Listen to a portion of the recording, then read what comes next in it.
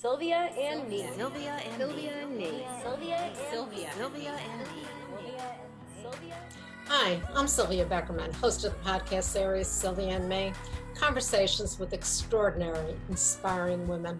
Hi, everybody. This is author Wendy Walker, and I am here on Sylvia and Me. Wendy, it is so great to have you back again. You actually were one of my very first podcast episodes a year ago, which, Oh my word, how time flies. You're not just an author, you're a best-selling international author of psychological thrillers.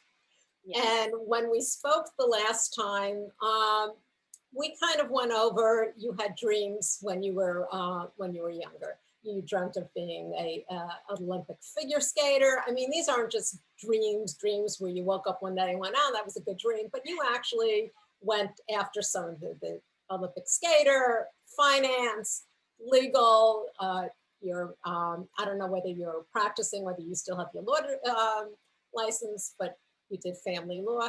So you've done all of this and you had a dream, something didn't work out, and you pushed on to your next dream, which I absolutely love. And from doing all of that comes 4 best-selling books with film and TV options and an Audible book.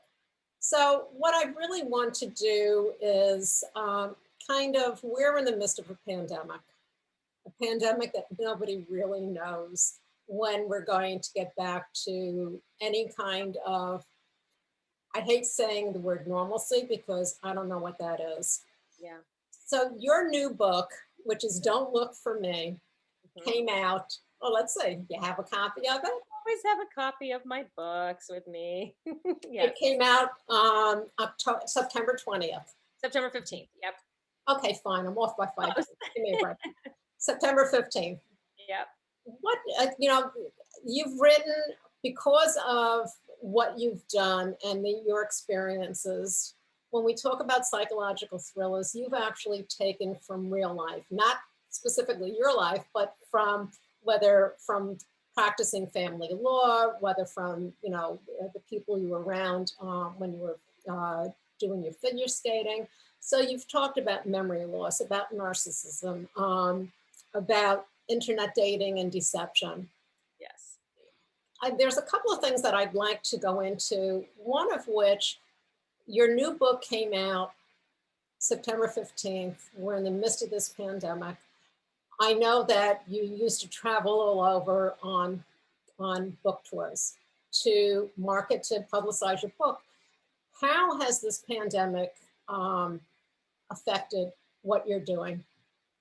Oh, it's affected it in, pretty much every possible way. And for not just me, but for anybody with a book that's come out during the pandemic. And when the pandemic started and the shutdown started back in March, that's when all of the preview copies for the book were going out to bookstores and reviewers and bloggers on Instagram and Facebook and Goodreads. And so luckily they all got sent out, and then the entire office at my publisher shut down and everybody went home. A lot of authors, their boxes of review copies were, stuck in those office buildings and didn't get sent out. So they had to use digital copies and whatnot. But it's a very different experience. A lot of people like to have a physical copy. They can post with it, and they can, the bloggers will post with it. And for bookstores as well, to have it, in their pile and it's physically there for them to read and decide whether they're going to order. And then, of course, the bookstores shut down. So I realized early on I was going to have to sort of utilize the places people could go to search for books, because other than sort of Amazon, Barnes and Noble, and a couple other large sites for books, a lot of people still go to their local bookstores and browse. They go to their local Barnes and Noble even and browse, and their indie stores, Target, Costco, and they look and they pick it up and they read the back and they feel it. And it's that's how they decide whether to It's buy it. that touch, you know, that Yes. uh, And if it's on the tactile. yeah, and if it's on the front table, new releases, all of those things were gone. So I really put my foot on the gas of Instagram. I decided to pick one venue that seemed to be really picking up steam in terms of book blogging, and it's a very easy format. Facebook has so many things on the page and so many ways to interact. Instagram is pretty clean. You can follow someone, people follow you, you can do your stories or your posts, and that's it. So I started collecting started a spreadsheet. Anybody that was commenting about the book under any hashtag, don't look for me, Wendy Walker author, and if they tagged me, and I kept track of them, and what they thought of the book, and I made sure I hired an intern to help me keep track of all the likes and to really be interactive with them. And I think I'm up to about 700 static posts, and some of the bloggers have posted more than once, but I have a list of about 700 Instagram bloggers now who have read and reviewed and posted about the book. And I reached out to them on my pub date and asked them all to repost. So on September 15th, there was just a flood of my book all over the book community on Instagram. And that was months and months of work. So, it was a very targeted strategy, and I think it really helped to get the word out about Don't Look for Me, because it was not in bookstores. Even my local bookstores, I checked to see if they wanted me to come and sign copies, and they didn't have any because it had fallen through the cracks. They knew they were sort of opening up a little bit in September, October, but the books they ordered were the books that they got and were reviewing over the summer, which was not mine. Mine was back in March, right? So I had to basically, talk to my publisher and have them send them books. And it was really crazy. The bookstore avenue was completely closed to me and to many others. But one of the things that I want to point out is the fact that you took the bull by the horns. You didn't just say, oh my, what am I going to do? And you had a plan. You looked around, you had a plan, and you executed the plan to a point where, this is going to sound like a nutty question. Oh, there are no nutty questions, only answers. Do you think you actually were able to touch more people virtually than Absolutely. had you had to travel to all different, Oh, yeah. Well, this is the interesting thing. So then the other thing I did is I got very good at making videos on my computer, and I started interviewing authors, and I started putting together sort of fun video all the trailers that are for my book. I did those myself. And I did them for the paperback of my last novel, which came out in the spring. So that was another one I had to promote. And so now, I really, I sort of reached out everywhere I could to capitalize on the Zoom format. And I booked a ton of Zoom events with other authors, which is key. Like there's this, feeling that you want it to just be about you. But the reality is that when you pair with other people and you build a community within your business, so my business is writing thrillers. And so I reach out and I try to network and connect with any thriller writer that I possibly can. And I will invite them all on. Like if I'm invited to a bookstore to do a Zoom event, I ask them immediately, do you want a panel? Would you like 2 or 3 other authors? Or should I be in conversation with another author? But let's bring another author in, because it helps the other author. We have their readers will now be introduced to me. My readers are introduced to them.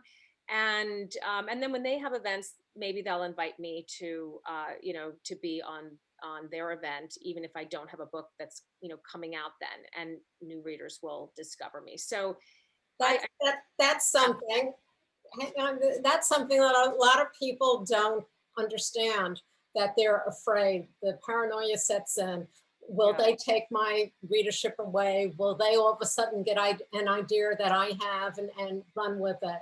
Where that's not really the way it is. Yes, there are some people like that, but you know what? They're going to do that no matter what. Yeah.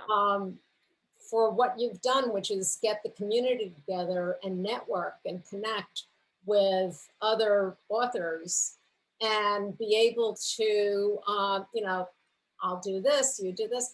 That makes things work. That Yeah. really does. And it gives you a lot. You might even have some more to write about. Yeah. Which I'm sure you have plenty, but Yeah.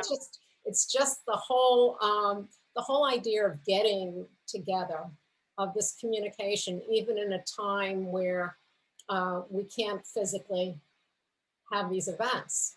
And I think it's really going to change the way that we do book events going forward, because this format allowed me to do, I don't know, somewhere around 30 events from my living room, and to do them with authors who are all over the world. And in Australia, I did an event with someone in, in Europe. I mean, and it doesn't matter where they are. You can, and they're recorded, so the bookstores or the library will put them up, and they stay up so that people who are looking for books, or they see you, they can watch it anytime. So, before we were limited to a certain date. You'd have to travel there. If you wanted another author, they would have to be able to travel there at the same time. I really think that this is going to be a permanent fixture in book events. Is going to be the virtual. I could be wrong. People could be sick of Zoom and want nothing to do with it, but I just have a feeling that the efficiency of it, the ability of an author to do 30 events in, in a few weeks, and have multiple authors and be on panels and do 2 or 3 a day, sometimes to do an Instagram live and then a Facebook live and then a Zoom event for a bookstore, all in one day. Just changing changing your shirt, Well, that's it. Yes, you just need a, putting on fresh makeup. That's it. Yeah. you need a whole wardrobe of just tops. I think a lot of it's going to, a lot of things are going to change. I think. Well, it also cuts down on expense. Yes. You don't have all that travel expense. Yes. And you don't have that wear and tear on Yes. your body, physical, emotional, and so on. So And having children too. I mean, my son was home, and as a result of the pandemic, his dad, who has a new baby, it's not really safe for him to be going back and forth. So he's been with me, at least, for, the indefinite future. And so had I had to travel, I don't know what I wouldn't have been able to. So I think a lot of people who have children and they think about doing a book tour during the school year, and they avoid it, and that affects their pub dates, because and it's interesting now that so many things have opened up as things have been closing down. true. And think about all the people that you've met who you wouldn't have met before. Absolutely. So it's been, there's been a little bit of a silver lining there.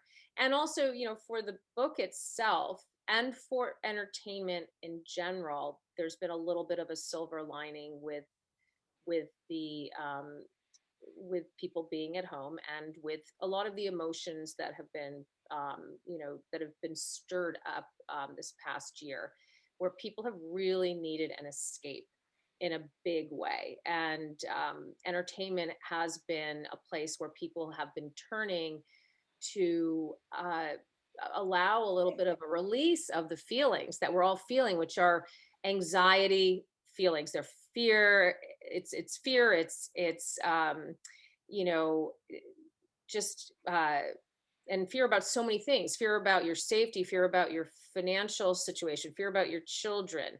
And then the loss, right? There's a huge loss. I remember the first time I saw my group of friends in person, and we were outside on a deck, and we stayed 6 feet apart. We hadn't seen each other for 5 or 6 weeks. We'd been Zooming, but we hadn't physically seen each other.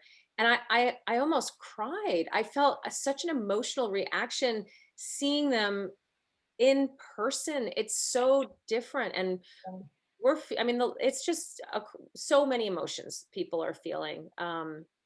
these past 8 months, and they have turned to books and television and films, to sort of allow those feelings to come out in a way that has nothing to do with the situation or with their own lives. So it's like a safe way to cry, to feel anxiety, to feel fear.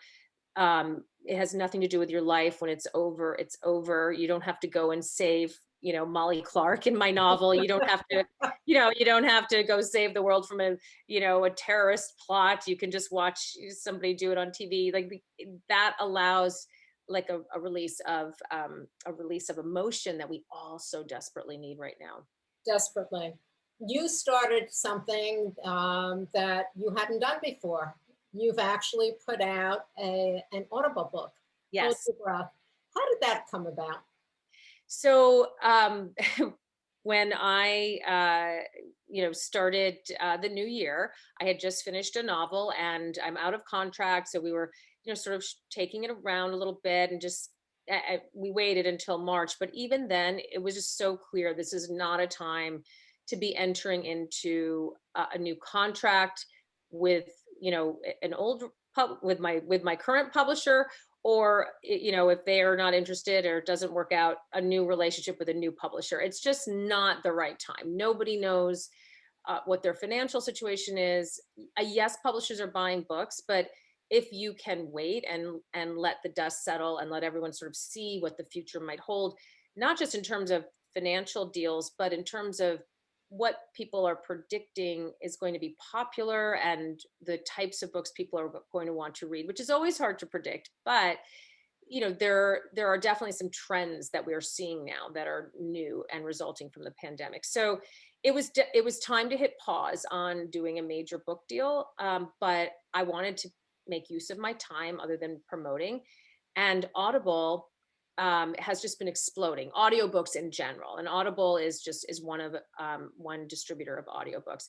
They decided to start making their own because they have a subscription program and they wanted to be able to offer content for free as a way of attracting customers and giving them a benefit for their memberships. It's almost like Netflix, but then after you've watched a certain number of shows, you'd have to buy more. And that's how Audible works. So you get your subscription, you get a certain number of free listens, and then you can buy more.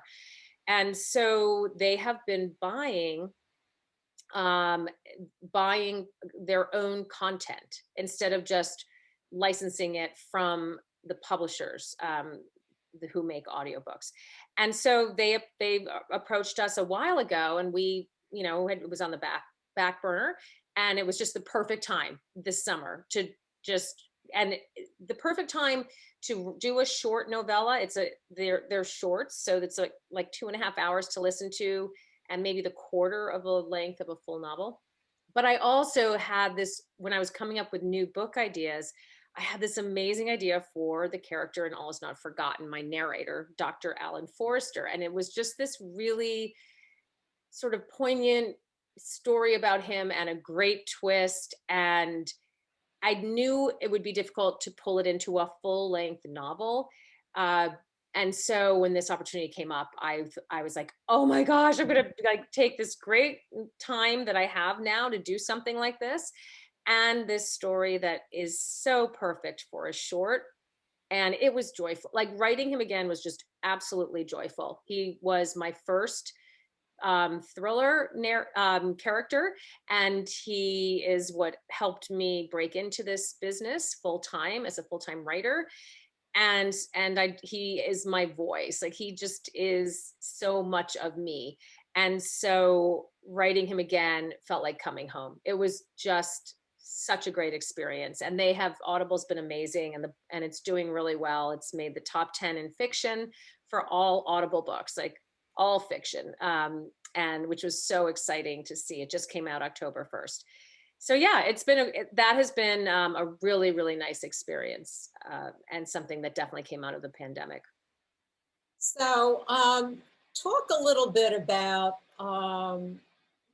Hold Your Breath, which is the Audible, and the connection to All Is Not Forgotten.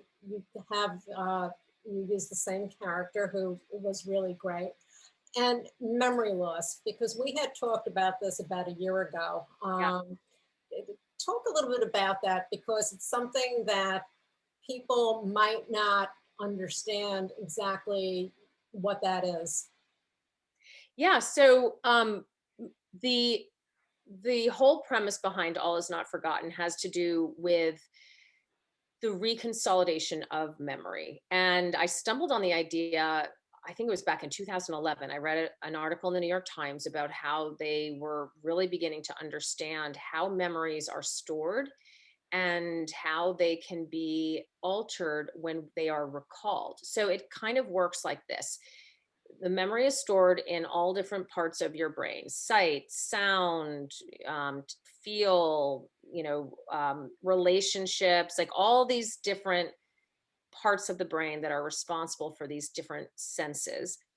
When you try to recall the memory, the neurons fire up and they communicate through the synapses, and then they try to bring this picture back together for you so you can remember all the parts of it. But while it is being remembered, it's as if you pulled a document up into your screen from storage, like a Word document or something like that. So now you have your document up there, and it can be changed. And this is what they realize. They call it reconsolidation. And what your brain does is it updates that memory to be the most useful to you now. So if you are, let's say, you remembered it, or you wanted to remember it because there was something about it that reminded you of something else that's just happened in your life, your brain will focus on those things that are similar, and it may even make them more similar than they actually were. If you were to play the video of that memory from 20 years ago, it may play very differently than how it is now playing when you've remembered it, trying to connect it to a current event, because your brain wants to make that connection. And when it goes back into storage, it will go back in that altered state, as if you had retyped some things in your Word document, hit save. It goes back changed, it's changed forever. And this is why family members will often remember a family event so differently, because they've all been recalling it and reconsolidating it over years and years. So if there was a big family event that where there was a fight or something, that was something particularly, memorable, like mom burned the turkey one Thanksgiving or something like that, everybody will remember the details in a different way. And mom may not even remember that she burned the turkey, because maybe that's something that upset her, or she doesn't want to remember, and she may not even remember it because it caused her pain, and so her brain conveniently changed the events of that evening for her. So All Is Not Forgotten tried to examine this notion that we could use these tools to mitigate PTSD in people who have suffered trauma, which is a wonderful, wonderful tool, and they are doing that. It's been moving forward even since I wrote the book, with all different techniques of reconsolidating the emotional component of a memory, so it goes back into storage less charged, less traumatic. And but the thing that I wanted to examine is, if you applied that to the survivor of a crime, would you then compromise the survivor's ability to seek justice? Because that's obviously compromising her or him as a witness in a trial, and possibly even making it difficult to find the assailant if you have altered the memory. And so this book takes it a little bit further and asks the question: what if we could give some sort of medication, or a combination of these medications, that we know prevent memories from being stored at all? And if we gave it to someone right after a violent attack, so that it never went into long-term memory to begin with. And so that is what happens with Jenny Kramer in All Is Not Forgotten. She's a teenage girl who is sexually assaulted at a party in the woods, and it's a brutal attack. And her parents are devastated, and they decide to give her this drug. And the drug does prevent the memories from being stored. It's sort of like what happens if you've taken Rohypnol, or someone's given you Rohypnol, or if you've had too much to drink, and you're assaulted and you were awake, but you don't have a memory of it. It's a very similar concept. And so all of those things, like, what does it mean to have been the sort of survivor of this attack, but have no factual memory or any real emotional memory that's attached to it? Around it. Yeah. So that was always not forgotten. And the doctor who was involved in helping her in the aftermath of that, the emotional fallout from that, and helping her try to regain pieces of the memory that might still be there, but just floating around, not connected to anything, so she can't recall them. He's the narrator of that book, and it's very traumatic. It's a very traumatic situation for him. And so 3 years later, we find him in Hold Your Breath, and he is not doing so well. Then he gets a patient who seeks him out to recover the memory of a night where she is almost the victim of a serial killer. So he's back. He's pulled back into doing this memory recovery. It's a very fast paced, twisty, super twisty plot. I use all the tools of writing psychological thrillers. Well, yes, you do. And the thing is that some people on that particular one might want to be able to do something and kind of wipe out the last 8 months. Yeah, Um, right. Yes. No, but like you were saying, you've been able to adapt, and that is one of the tools of persevering and being able to inspire and move on. And that is taking a situation and being able to say, okay, I can't do it this way anymore. This is what's taking place. I need to now move the curve over here. I need to make, a left turn instead of a right. A lot of us live on planning. I don't, but planning, and then all of a sudden the carpet's ripped out. And unfortunately, for so many people, they can't function. And this has been a time where what you've decided to do and how you've pulled together all of these other authors and been able to help yourself and get to so many more people than you probably would have been able to had you not. So that to me is a huge message to anyone who's listening, because life does throw us a lot of curves, and to be able to have that, that wherewithal within you to be able to say, okay, this is what I need to do. Yeah, it's interesting that I think that writing, my journey to becoming a writer prepared me for for making these changes, and also, Don't Look for Me, which is the novel that came out in September. That book is very much about uh, survival. It's the story of a wife and mother who's abducted, and everyone is led to believe that she walked away from her life. And there's a lot to support that. This whole family has been unraveling because there was a tragic accident 5 years before that took the life of the youngest child. And so everybody has been sort of just spinning their wheels in grief and guilt over the accident, and especially the mother, Molly Clark. And so everyone sort of believes that she just had had enough, and she has just walked away, except for her daughter, Nicole, who is 21, and she herself is lost. She's been, abusing alcohol and men, and just, she's a mess. And she gets a new lead, and she goes back to this really eerie, desolate small town to search for her mother at all cost. And what I think is appealing to people about the book, which I had not anticipated because I wrote it before COVID, is that this survival story, these two women, mother and daughter, and you hear from both of them throughout the book, are fighting not just to escape captivity or to find her mother, but they're fighting also to get their family back. And this forced separation has made them both realize how much they love each other and how much they want to fight for their family and what it's worth.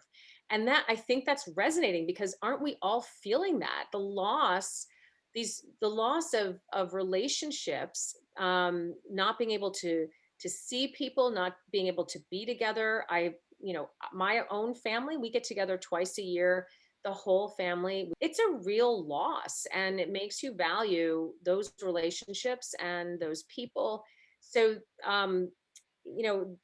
I think people are going to come out of the pandemic with more resilience, having had to make all of these changes to make their lives work, but also with a new appreciation for relationships and for the ability, to be together. So I know I will. Well, I so agree with you. Wendy, on that note, which is such a nice upbeat note, I thank you. It's always a pleasure having you on, and having a great conversation with you. Thank you. You can find us on all of your popular podcast platforms, and of course our website, sylviame.com. Stay safe, stay healthy, and stay tuned.